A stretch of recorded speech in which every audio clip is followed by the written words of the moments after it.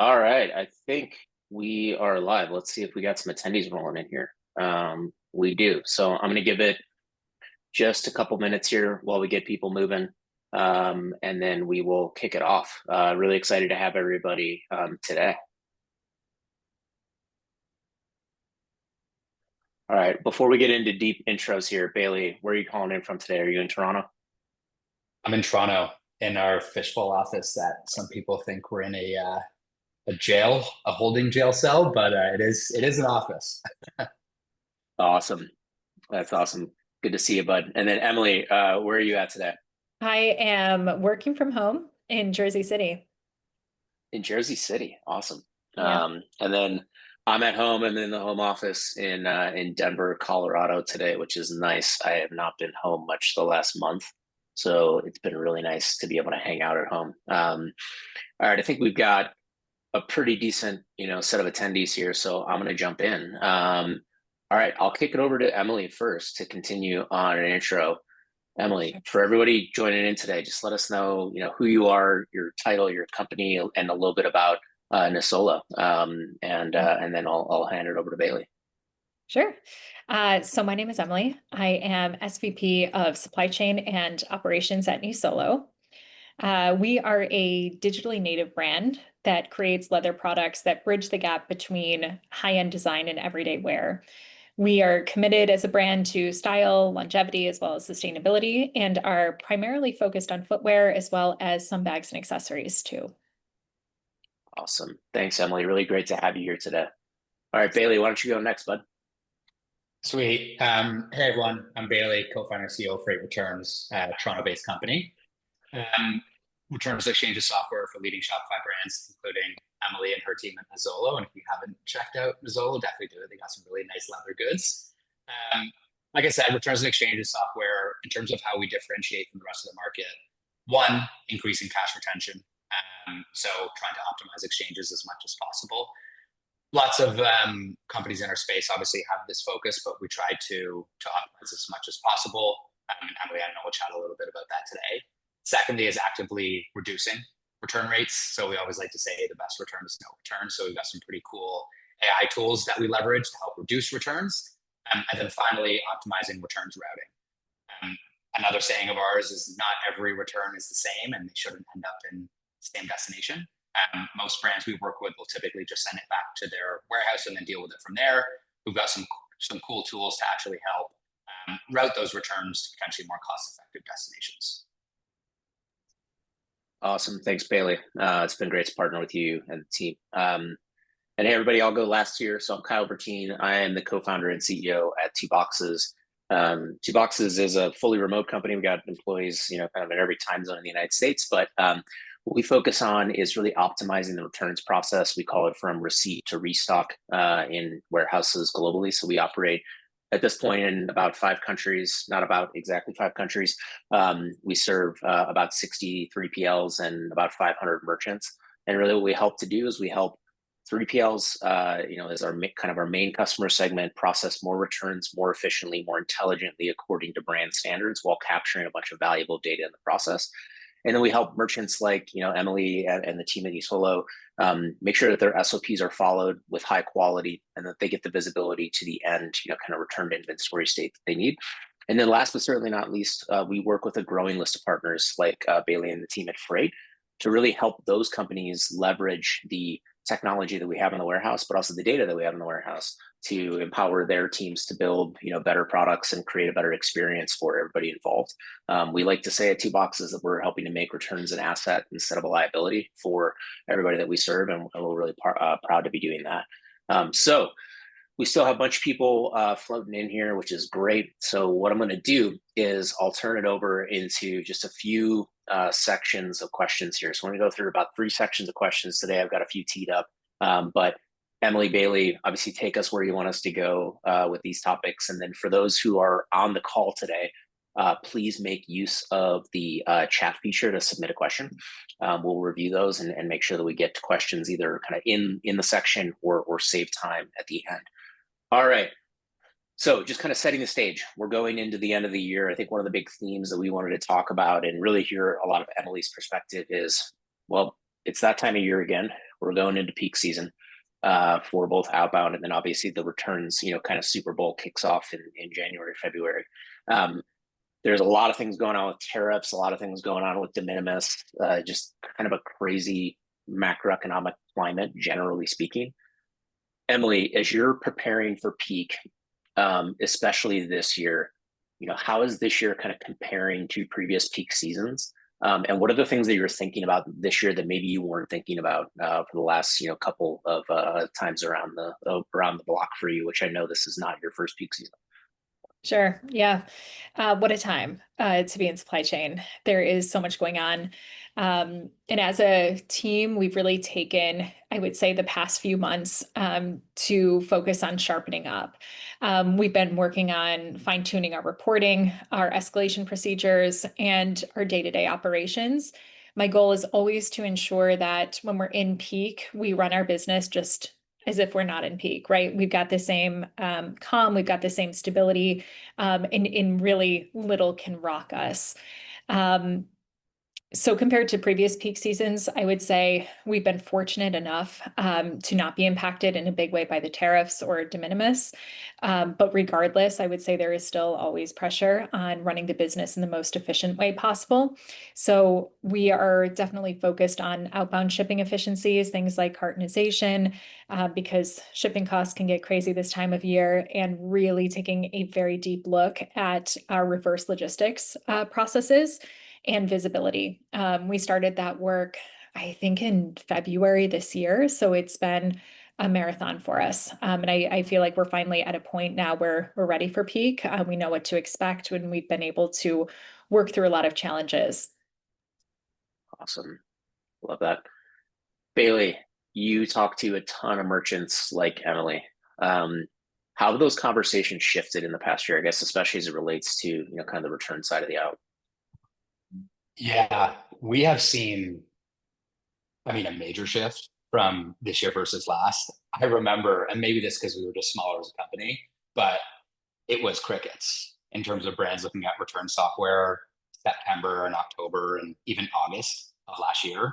I think most e-com brands were doing really well. They were gearing up for another year of growth or another Q4 of full-blown growth. And it's like, okay, we'll handle the returns in Q1, but we'll crush it enough in Q4 that it won't really be that big a deal. I think this year has really forced people to think a lot more in terms of like efficiencies versus growth at all costs, sorry. And again, maybe this is a byproduct of us just growing a little bit more of a company, but people are like still willing to invest in new return software, whether it be within the warehouse, such as 2boxes, or on the site side, which is our returns portal, which has obviously been great for us, but it's been a major change. Like I remember it felt like pulling teeth trying to sell return software in September of last year. And the tune has definitely changed. And not all of it even is return software. Like a lot of our friends in the space, they see brands reaching out and like trying to renegotiate their software contracts and just trying to reduce costs wherever possible. But it's definitely become more of an emphasis this year. And Emily, you were early to the game though. I looked back, I think our first conversation was back in March, and you're like, it's like you knew.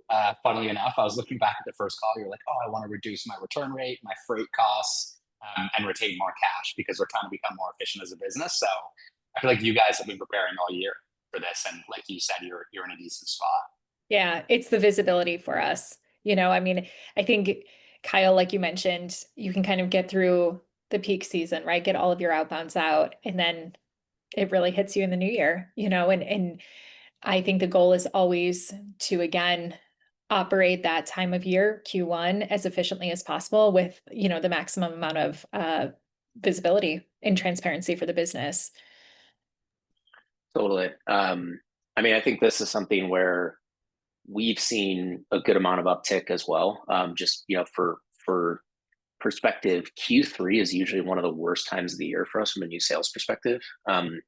Like adjusted for the fact that we're just like a larger company than we were the last 3 years.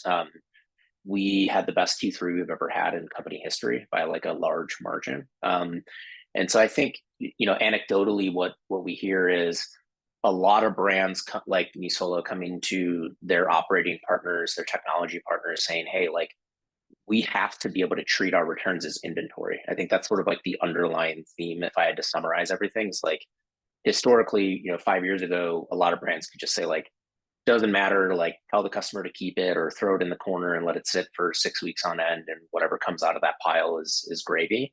Now I think we're seeing a lot of brands coming in. They're trying to be a lot more strategic. They're trying to be a lot more hands-on, create and kind of twist the knobs in the return, section to their advantage. And then I think that's forcing, well, I should put it this way: 3PLs who are not necessarily the most customer forward and innovative, it's kind of forcing them to like take up and take notice. But I think it's also giving a huge advantage to forward thinking 3PLs to say like, well, let's just partner with best in class companies across that reverse logistics technology stack to make sure that our brands can get the service that they require. Because I think that's an important piece that we're kind of isn't on this panel. Is like, well, Emily, you do what you do every day, and Bailey, you do what you do every day, and same here. But at the end of the day, like there's a warehouse that physically is involved in a significant portion of this, and they need to be a partner in this. And so I think good technology enables great partnerships across that whole spectrum, which I think has been really interesting. Bailey, you said something earlier that I wanted to dig in on a little bit and maybe get Emily's perspective. Is I think there's a underlying feel out there when I talk to a lot of other technology companies that like brands are actually harder to sell in this environment, from the perspective of like they're not just out there willy-nilly acquiring new software, and they're thinking about like, do I need this software? If I need this software, can I renegotiate a better deal? Can you help me kind of like square the circle of like, oh, you have a ton of inbound and a lot of growth right now, and would you agree with the sentiment of like brands are looking for more value? And like, Emily, would you agree with that? Like, how have you seen those kind of discussions playing out, and where do you think you're helping brands win? Yeah, 100%. And I mean, I don't want to say we're a must-have software versus a nice-to-have, but like if you're in apparel or footwear and you're doing any volume over like 5 million in sales a year, like you need something to automate your returns process. Again, whether that's on like the storefront or within the warehouse, it's just too big of a problem given the return rates within those industries. Whereas there's other pieces of software where it's more of like potentially like a sales driver, right? And of course, like everyone is trying to grow their top line, completely understand. But I think brands have like shifted their mentality this year to it's not growth at all costs, and they want to start saving money. And just like the nature of our product helps brands save a lot of money.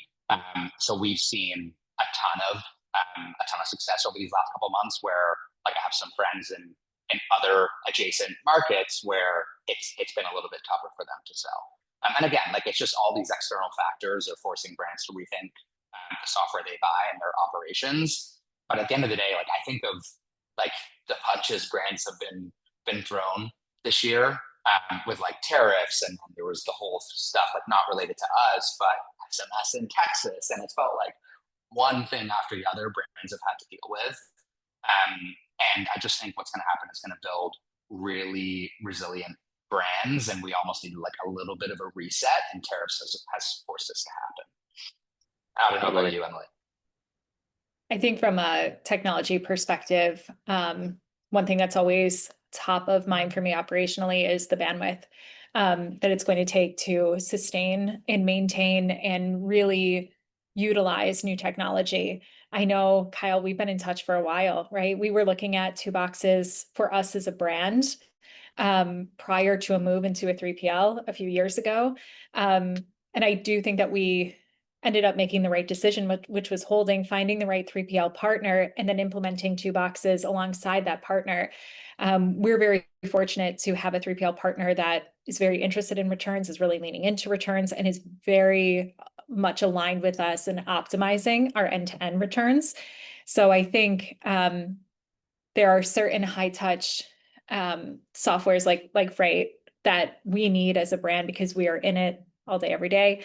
But I think to really make the most of 2boxes, for example, and the visibility that it allows us, we needed that very strong 3PL to help us really bridge that gap.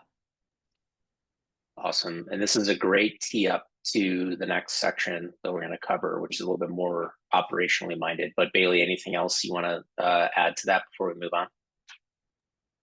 No, I don't want to turn this into me just complimenting two boxes the entire time, but like you mentioned it, Emily, like having a 3PL that was like tech forward and willing to work with you with other software. Like we've been talking to some brands that will help throughout like the 3PL evaluation process, and it's coming up more and more often that brands are almost demanding that it's like, hey, they're using two boxes or else we actually won't use them. And part of the reason is because we love when a 3PL is using two boxes, because then we don't have to integrate with the 3PL very selfishly. We're a startup, we have very limited resources, so I absolutely love it. But also just like the results we're seeing, it's becoming more common where brands are saying that, and I feel like, Emily, you experienced that firsthand. Definitely. Awesome. Thanks for that, Bailey. All right. So Emily, you sort of alluded to this, but you've made some changes just operationally when it comes to reverse logistics overall for Nisolo. What have those been over the last kind of like year to 2 years? And just kind of take us through that journey. Like what changes did you make and what drove you to make those changes? And I'm probably going to pepper you with more questions, but that's a good start. Sure. So I would say, like most direct-to-consumer businesses, we certainly had some challenges with returns that needed to be addressed. From my perspective, the top 3 challenges, firstly was the end-to-end timeline for returns. So really from customer return initiation to back in stock. Secondly, visibility of our returns. What's the quality of return? What's the back in stock rate for returns? It always felt like that was really a moving target. And it was very difficult for us to keep track of that. And then, very importantly, understanding the quality and the plan for products that don't go back in stock. What does that look like? And, for leather goods, at least, there is a very big spectrum, within that segment of product that's not classified as a good, A grade back in stock product. Personally, I operate best with transparency and visibility. And I knew without making changes, we would still be operating in the gray. So for us, it was not a single change that we needed to make. It wasn't, for example, just a return processor. It wasn't, any type of fulfillment. It was really taking a look at this like full spectrum end to end and really understanding what were the pieces that we needed to put into place to really drive the full spectrum of change, because we couldn't be successful in one part of it without changing the whole thing. Awesome. So take us through a little bit around like the evaluation. So, okay, you evaluated a lot. What were the things that you were evaluating? How did you, sort of end up at the place that you are at today? And then I want to kind of walk through that journey of like, if I'm Kyle, the customer, and I return something that I've bought at Nisolo, like, what that journey is. But let's start with like, what were you evaluating? How were you evaluating it? And kind of your decision-making criteria. Sure. So all of these pieces that we were looking at across the end-to-end kind of reverse logistics, all were kind of happening simultaneously because we had to kind of bridge a number of issues, right? And try and figure out what the solutions were as we were shopping solutions. So one of the first places we started after kind of mapping out what our issues were was starting with a returns provider. We, again, were looking for, it felt like a needle in the haystack, right? A returns provider that was equally brand and customer focused, that provided the right brand experience for our customers, but equally provided us with the visibility that we were looking for. And very, very importantly, we're willing to work with us on feedback. Our product is very nuanced. It's not, it may not be like a yes or no. We may want our customer service team to have insight into a customer's return or be able to, interact with customers outside of just a very bog standard solution. We were very lucky to find Frate. And I think one of the things that really worked well for us is that Frate was very open, around what our feedback was and how they can continue improving, what solutions they were working on, which really were very much in alignment with where we wanted to go. Very importantly, they we're already starting to discuss 2 boxes. Again, Kyle, you and I had met a few years ago. So 2 boxes was always in the back of my mind because ultimately I felt like 2 boxes was the solution that we needed in terms of providing our brand with the visuals we needed to understand the quality of our returns. And then, as part of this kind of like Venn diagram, there's our 3PL as well. Again, very, very fortunate to be in the 3PL that we're in. They've been a terrific partner to our brand. And we started the conversation with them, just really understanding their interest in returns. How far were they willing to go? How much did they know about Frate? How much did they know about 2 boxes? It turns out they knew both, which was really wonderful. And they were already, I think, Kyle, working with you on implementing 2 boxes. So it really felt like we were able to put the pieces together and really start engineering the visibility, the reporting, and the efficiency that we were going to be able to drive end to end with Frate, 2 boxes, kind of bridging both Frate and our 3PL. That's So awesome. that's ultimately where we landed. But again, it was not a quick solve. It's been many months in the making and, definitely took us a lot of time to clean house, make sure that our SOPs are in place and everything was operating the way that we felt was right for our customer as well. Awesome. Awesome. Emily, I don't want to put you on the spot. Are you comfortable giving a shout out to your 3PL? I would love to. The J Group, I think is Scott on this call, Scott Chamberlain. It looks like he is. So yeah. No, J Group, I know, big supporter of you guys, 2 boxes customer. Scott and the team over there have been really doing an excellent job. Awesome. Bailey, I guess maybe one kind of parallel question for you so we can give Emily time to catch her breath. Emily talks a lot about like kind of that flexibility and willing to partner up front. How do you think about that, right? Like as a technology company, like maybe I'll just share my perspective. Like it can be really difficult because you always want to say, you don't want to be in the business of saying no, but a lot of times you do have to say no. Like how do you think about the bounds of like what you will do versus what you won't do, and like what has made Emily a great, maybe some advice for merchants that might be on the call, like how can merchants be good partners in technology development with you? Yeah, really, really great question. And I mean, 2 years ago, the answer was always yes, because we just wanted partners to work with. And now we're in a fortunate position that we could start saying no to either like customers that don't fit, or even if there's a certain ask that it's like, hey, this doesn't really make sense for your business. I think for us, it's working with customers that have a shared vision of where we think returns needs to go. And like the first call we got on with Emily, like I think I told you maybe 5 times on that call, Emily, like I just want to work with you because how you were thinking about returns, and it was like, and really the 2 things that stood out to me was you wanted visibility on the return condition while still in the customer's home, because like you had a lot of returns that were coming back to your 3PL in non-resellable condition. Wasn't the 3PL's fault. You could say sometimes it's the consumer's fault, but it's also just like the nature of your good. It is very hard to keep those things in pristine condition where a second consumer can buy it and they're not going to say like, oh, there was a mark on it because they're leather goods, right? It's definitely a little bit more difficult. And like we obviously had built some pretty unique functionality for you to be able to see the condition of those goods while it was still in the customer's home. And then secondly, you're huge on how do we recover these items quicker? And like just how you were thinking about everything, like she's so sharp. And this is someone that I want to actually work with because we're in the same mindset, right? Where even, Emily, I don't even know if you know this, but I met with Leslie from the 2 boxes team last week talking about like how we can optimize sending like the assessed condition in the customer's home to 2 boxes so they can even process that return faster. And just, you were thinking of it so holistically from customer requesting a return to like, how do we get this into another customer's hands as quickly as possible, that we knew we wanted to work with you.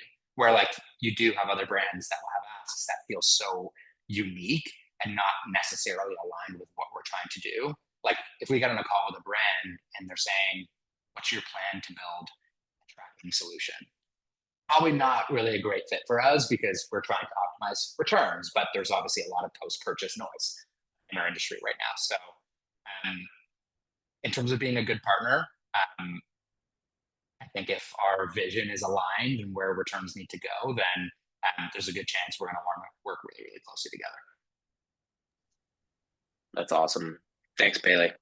All right, so Emily, now just for like some show and tell, I guess, can we walk through returns journey? Kyle, the customer, buys something from Nisolo, is going to go and initiate that return. Sure. How does it work today with everything that you put together? So our customers are going to start the return through a return portal, which is again powered by Frate. We have some preset rules in the background. So if in the case a customer is returning a good because it doesn't fit, no problem. That return is going to be super simple. They have the option to exchange it, which again is a wonderful feature. It's such an underrated feature and also very difficult to find a return processor that does exchanges well. So again, that was another huge feature that we loved about Frate. So again, they've got the option to exchange or just return the item. And that just flows through. So that the return sends basically like a pre-alert to our 3PL. 3PL knows that it's coming. Great. So super smooth. The customer gets their return label, all good.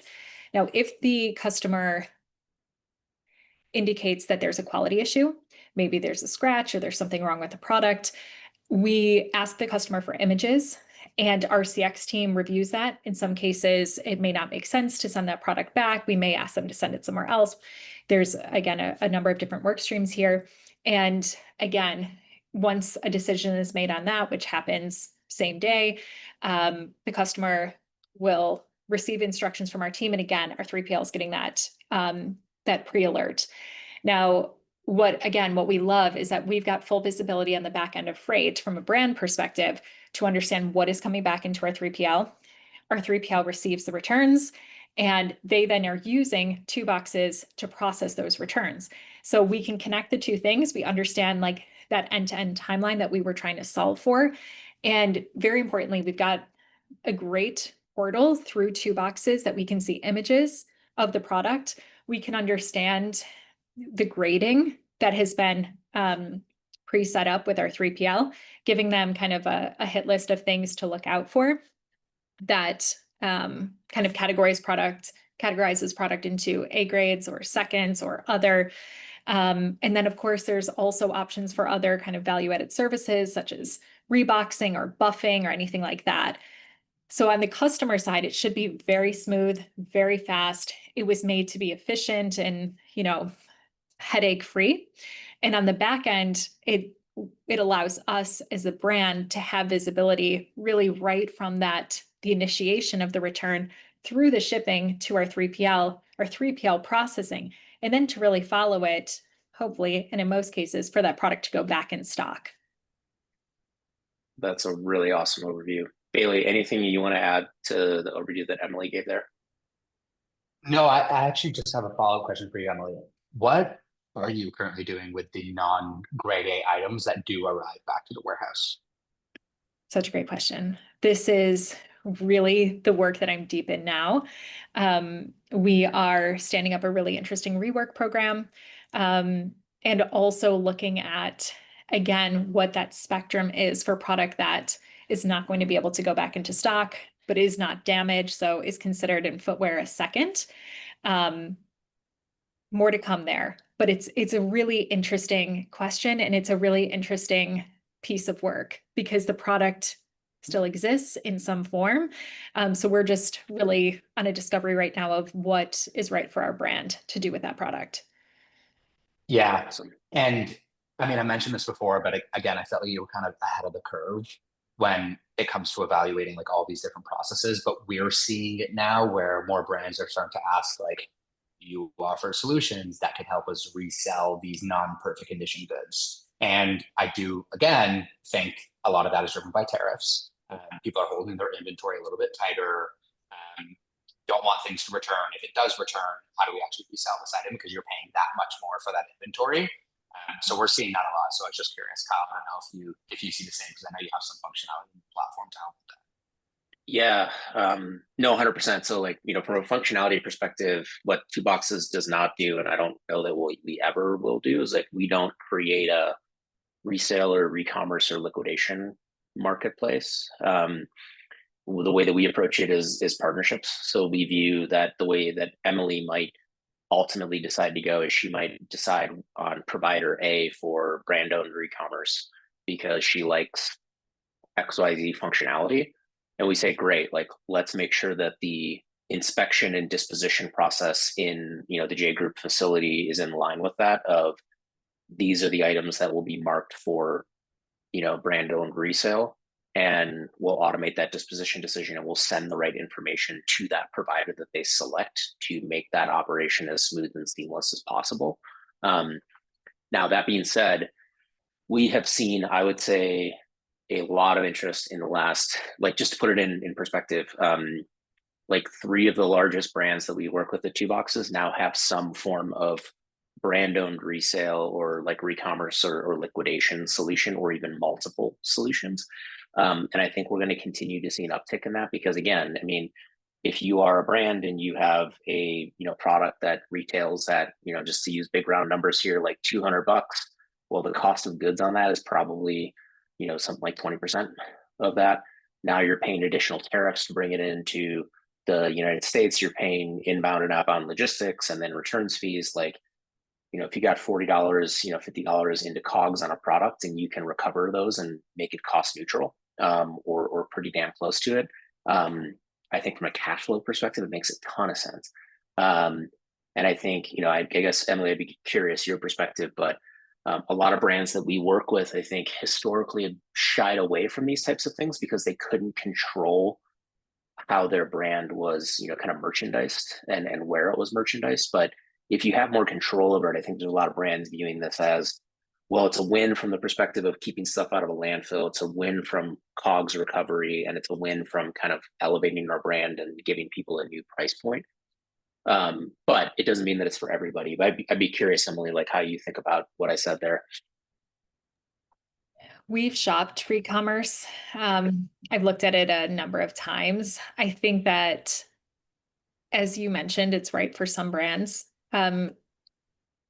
It has not been right for us yet.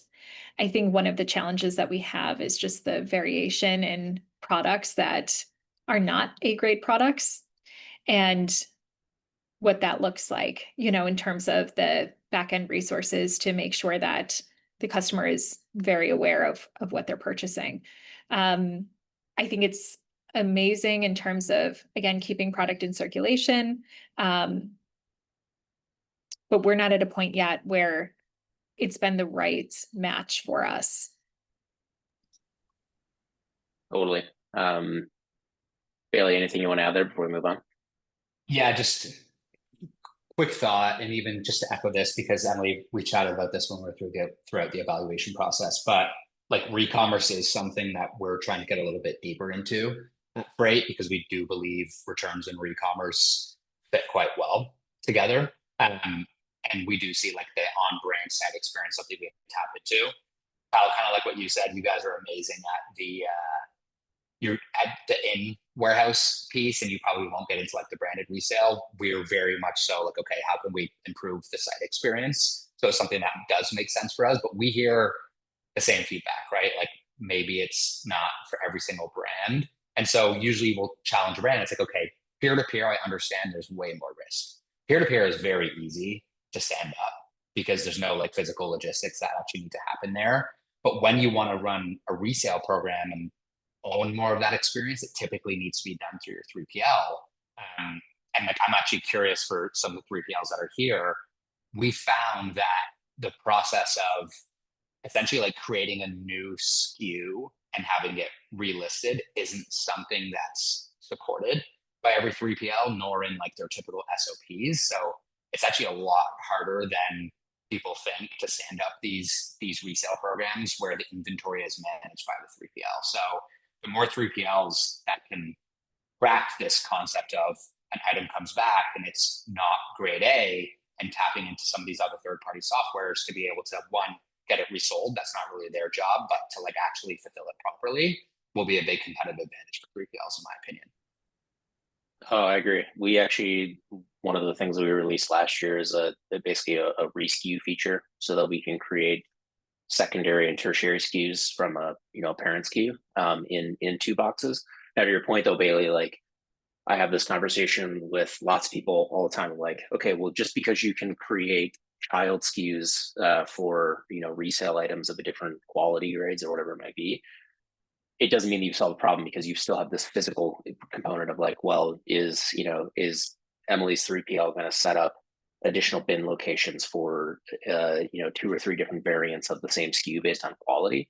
And the answer in that cases in some cases might be yes, in other cases might be absolutely not, right? Because operationally, like somebody still has to do the work. Which is another reason why we at Two Boxes, people ask us all the time, like, do we just process returns as like a supplier or a 3PL? And we're like, no, because running a warehouse is something that takes time and skill and execution to do really, really well. So anyways, really good discussion. All right, before we move on to the last section, which is sort of like looking ahead, there will be some crystal ball questions. Emily, I did want to dig in a little bit deeper on like the operational component. And then Bailey, I'll have some questions for you on here as well. Okay, so we talked about all the things on the front end that you're doing really well. We just talked about resale and maybe if that's a fit for you or not. It's going to be, every brand's going to be a little different. But in that middle piece of like return show up at a physical warehouse environment to like a disposition decision has been made, like what are the improvements that you've seen with like, putting a lot of focus on this, right? Because I think an area that I find fascinating with a lot of brands is I'll talk to brands where pick a brand that's doing significant revenue and they're in apparel or footwear, just to talk about your category. They're probably somewhere in the range of 15 if they're doing really well to like 40% return rate on their goods. And when you ask them a bunch of questions about like restock rates and what's happening with their product and why, and do you have fraud or abuse, and so on and so forth, you kind of get a lot of blank stares in my experience of like, well, we just kind of don't know. How has that changed for you, and like what is the actual impact to you as a brand? Because I think that's one of the hard things for brands to get their head around. It's like, well, aren't returns just a cost center? So yeah, talk us through that a little bit. Sure. So broadly speaking, and again, this is a journey. It's not a quick fix. There's obviously so many kind of players in the mix here that we need to look at, and also especially our internal teams as well. I think broadly, we're getting better quality returns processed faster and back into stock at the fastest rate that we have as a brand. But again, it's a work in progress to kind of get where we want to be, which is very efficiently running that.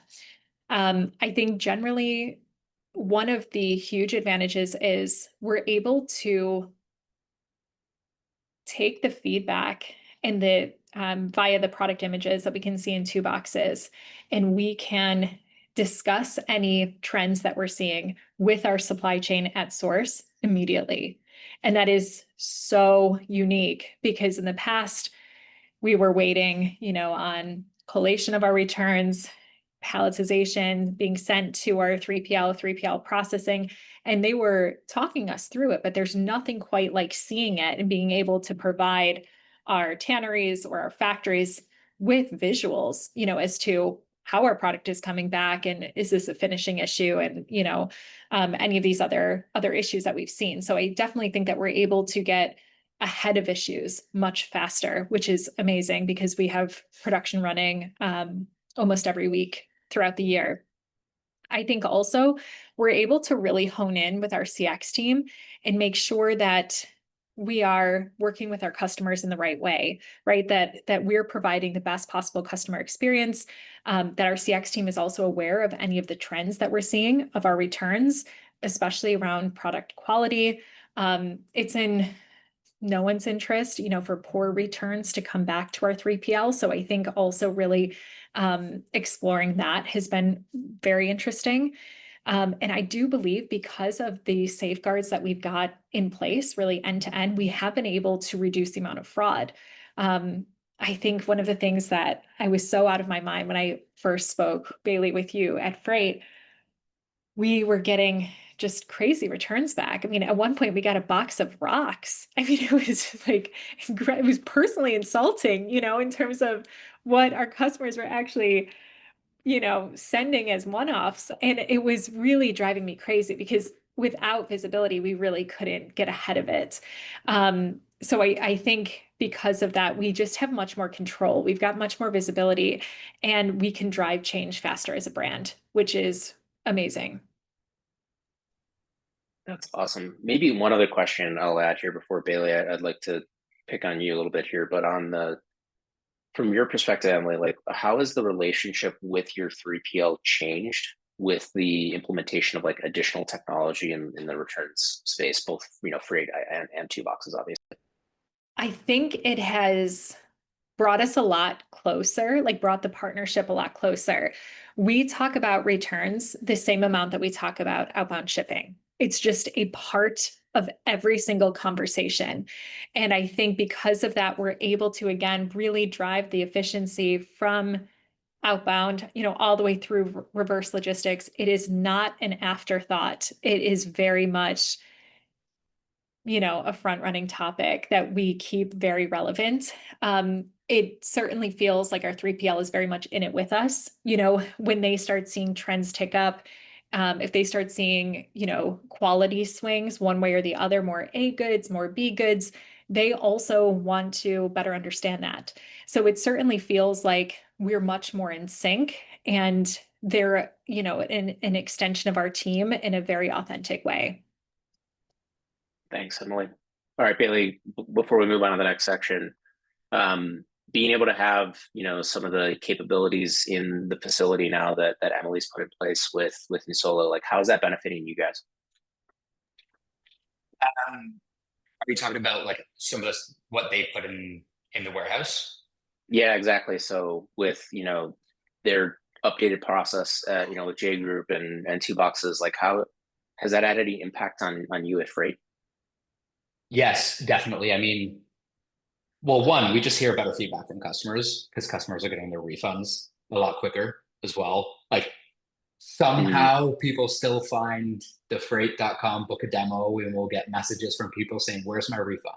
Because there's a little freight logo at the bottom. And we found that, funnily enough, it's maybe, I think it's correlation at least, where the quicker you can offer a refund to the customer. And like a lot of brands used to offer refunds when it was dropped off at USPS. That obviously creates a ton of fraud, right? Where Emily, you were seeing the rocks come back. Why are people sending rocks back? Because they know they're going to get refunded when it's dropped off at USPS because there's no inspection that happens. So with integrating two boxes, you're now able to refund people once it's inspected. We get that decision back from two boxes, and we're able to refund that customer. And the customer that does return rocks isn't getting their refund. So customers are happier and customers are complaining less to the brand. That means the returns provider is doing a better job. And I love it. Some would call it unfortunate. I think returns it's not a very sexy business, as you know, Kyle. And I know a lot of the 3PLs can resonate with this as well. But if you're not chatting with your brand all the time and them constantly reaching out to you, it's probably a good thing, because returns is one of those things like you're not always getting pats on the back. It's like if you're just doing a good job, we're happy. Obviously, we strive to do more than that, but that's generally how we feel about it. Awesome. All right, now we're going to do for the last like maybe 5-7 minutes here before we turn it over some questions from the audience is we'll do a little bit of a looking ahead exercise. So I think looking ahead, maybe Bailey, I'll pick on you first. Like with peak season coming up, like what advice are you giving to brands when it comes to reverse logistics? So like things that they can tangibly do between, kind of now and peak season. Yeah. I was reading something this week about, I can't throw the exact stat. I can't remember what it was now, but how brands acquire a lot of first-time customers in Q4 because people are just willing to buy more and willing to try out new brands. Like Emily, I'm curious if you ever see this data, if you do see an increase in first-time buyers over Q4. But if you can make that returns process as easy as possible for that customer post first purchase, you're much more likely to retain that customer for a long time, right? So we do things such as, one, extend your return policy. Like we will soon be sending out a broadcast to all of our brands saying, hey, go into your workflows and extend your return policy. Because if a buyer lands on your page and thinks they might not be able to return it post-Christmas, they might not buy. So setting something like that up in the workflows, as well as just trying to incentivize people to either exchange more or potentially offering free returns as well. So again, you spend a lot of money and more money than ever acquiring customers. And a lot of those first-time buyers, you want to make sure they're coming back. Because if you didn't delight them on the first purchase, when they go to return it, it's an opportunity to, again, acquire that customer for a longer period of time. That's great advice. Emily, anything you want to add for, kind of peak season prep? I would recommend to operators to really find partners who are aligned with how you expect to operate. And I think that's the most important, that was the most important criteria as we were considering overhauling our returns process, is just making sure that our partners understood what we were going towards and were willing to work with us on that. That's great. Maybe I'll just pick on you a little bit more, Emily. So you went through, I know, because we've met, a long time ago. You went through a big process to get from kind of where you were to where you are now. And I think people on the call, if they didn't really get it, it's like you went from like doing a lot of this stuff yourself in-house to like moving certain things to a 3PL, to not moving kind of everything to a 3PL, changing out a bunch of your tech stack. So like not everybody's going to go through that journey and not going to go through it in a short period.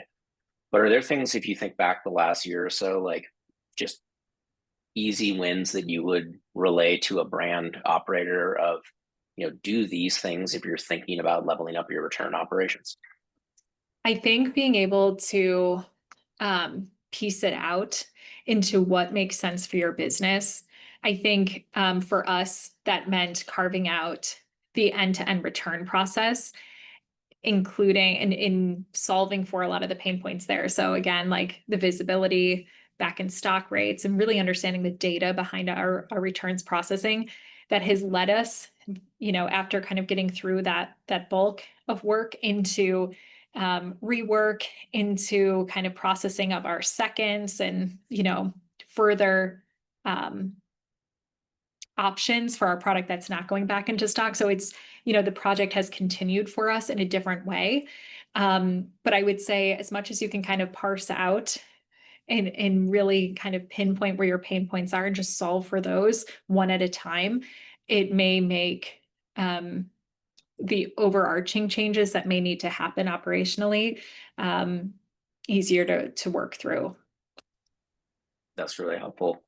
All right, one last kind of random question related to this. How much time have you actually spent in your 3PL's facilities over the last year, like visiting, touring, understanding what is happening? I am there often, maybe more often than they would. Than they want you. Like me to be there. Scott, please weigh in. No, I really, really, really enjoy being on site, and the team has always been very welcoming. And but I think we have the best conversations, when we're in person and really able to walk through every part of our fulfillment. So, I would say typically once a month-ish, but there are certainly times when that's ramped up or we're giving them a little bit more time because, of course, our 3PL is in the midst of a lot of projects themselves. Yeah. No, and I set this up briefly as kind of a leading question because there's two pieces of advice that I give for brands that are not at all technology related when it comes to returns. Like if you're a brand and you're very focused on improving your return process, I tell people I ask people two questions. Number one, is anybody on your team actually in charge of this? Usually it's like, well, there's kind of like three people and it's like our head of CX and like our head of ops and like finance is pretty interested in this, but it's like, okay, well, does anybody actually own it? Because if nobody owns it, like it's not going to get done, or not going to get done even close to as quickly as it could be. And then the second is like, when's the last time you went into the facility and you actually processed a return payment? It's like, never. Okay, cool. Like you've got to go actually experience this and see like what they deal with and like all the things that you're asking them to do, how that plays out in operation. So I think people learn a lot by putting somebody in charge and then actually like putting a safety vest on and going and spending a day in a facility, you will learn so much. So if you're a brand on the call and you haven't done that, go do that before you do anything else, in my opinion. All right. Last thing, I'll with like a few more minutes here before we turn it over to questions from the audience. Bailey, I'll have you go first. So what are your like big bold predictions? If we have this webinar again in 3 to 5 years, what are your predictions about like the state of returns and what like best in class looks like? Great question. I think returns prevention is going to become a competitive advantage for brands. Like for so long now, brands have just kind of accepted returns of the cost of doing business. And again, I think it's because brands have done so well over these last, call it 5 years, and we're just starting to see the pivots now into efficiency, where I think brands will look at reducing returns again as a competitive advantage, reduce their return costs, and then be able to reinvest that into growth. So more see it as like a growth lever versus, the returns are going to come in Q1 and we'll soak it and then we'll put our head down and we'll do the same the year after. But I think there's a really fine balance there. And like, truth be told, we haven't even really figured out what that is. How do you prevent returns without hurting the customer experience? Because like, sure, we could prevent returns by making the return process really hard, but then that customer's not going to come back. So how do you actually prevent returns in a way that it's still quick, easy, and delightful for that customer, while not just accepting everything? And maybe that's doing more on the PDP. Maybe that's a little bit more around dynamic return rules for different customers, which is like, we're already starting to do that a little bit now. But I think if you could prevent returns, and look, this isn't even good for business for us because we make money on returns volume. But I think if brands can do that really well and partner with tech providers that are helping them do that, even if incentives are misaligned, those brands will win. Totally. Emily, what's on your mind for future returns for you? I really agree with what Bailey said. I think there's going to be more brand incentives for customers to either keep returns or route them into some type of peer-to-peer kind of resell, something like that. I also think that AI solutions are going to get much sharper, especially as it relates to evaluation of product and determining the next steps for that product upon receipt at a 3PL. So I think that efficiency that we've driven, through Frate, through 2boxes, through our 3PL right now, we know what's coming, we see what's coming, and I think there's going to be a much faster outcome because of technology as AI takes a bigger step in our systems. Totally. Can't believe it took us 54 minutes to get here. We're saying AI for the first time. I was trying to do it. I know, right? Not to say it, so I'm amazed it took us that long.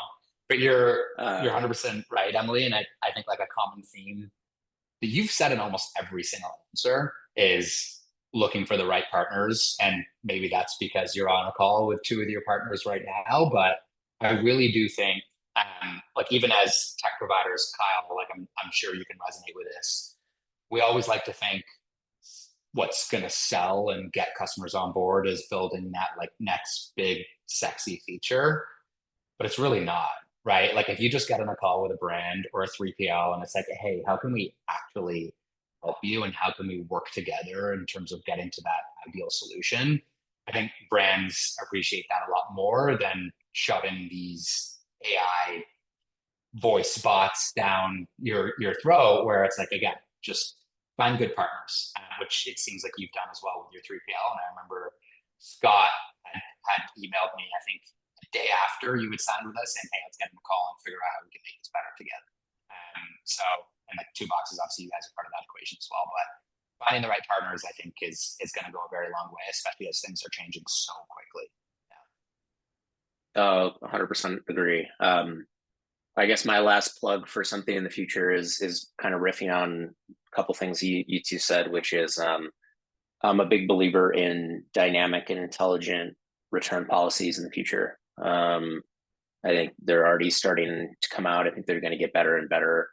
A stat that just kind of blew me away a few weeks ago is we did some data analysis for one of our existing footwear merchants. And one of the things that we saw was that the top 20% of their customers, from a kind of net revenue perspective, right? Not gross revenue, but net revenue, net of returns. When it came to quality, they accounted for 1% of their return costs and 22% of retained revenue. The bottom 10% of customers were 40% of return costs and 8% of retained revenue. So to your point, Bailey, like I think that this is one of the defining things over the next 3 to 5 years is how do you make your best customers have a frictionless experience, and how do you make your worst customers know that you are watching them and that you don't really need their business. I think that that's going to be really, really huge for everybody involved. All right, so I think there's one question that we have from the audience that we'll cover before we drop here. If you do have a question, please like drop it in the chat as quickly as possible. So Marcus wrote in, I think this is probably mostly for Emily, that Marcus has read articles about retailers starting to implement additional charges during peak season.